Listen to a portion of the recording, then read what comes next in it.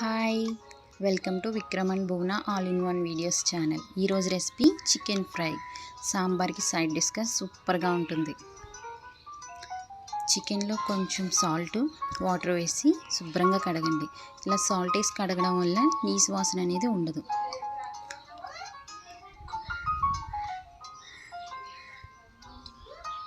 కడిగిన చికెన్ని కుక్కర్ గిన్నెలో వేయండి.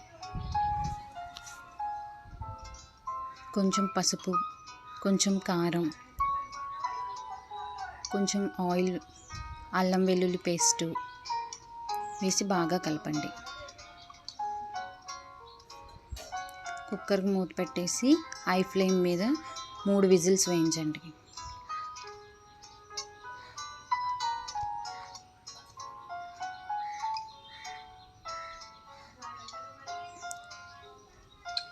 చల్లారి ఆవిరంతా పోయిన తర్వాత మూత తీసి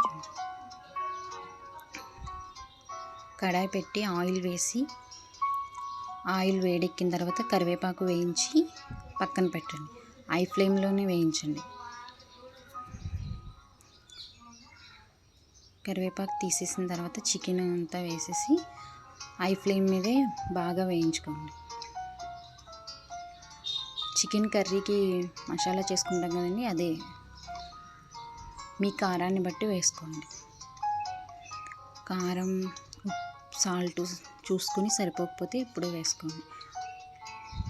గ్రేవీగా కావాలనుకుంటే కొంచెం అల్లం వెల్లుల్లి పేస్ట్ వేసుకోండి. చివరిగా కరివేపాకు వేసుకోండి. అంతేనండి, చికెన్ ఫ్రై రెడీ. సాంబార్, రసంలోకి సైడ్ డిష్గా సూపర్గా ఉంటుంది.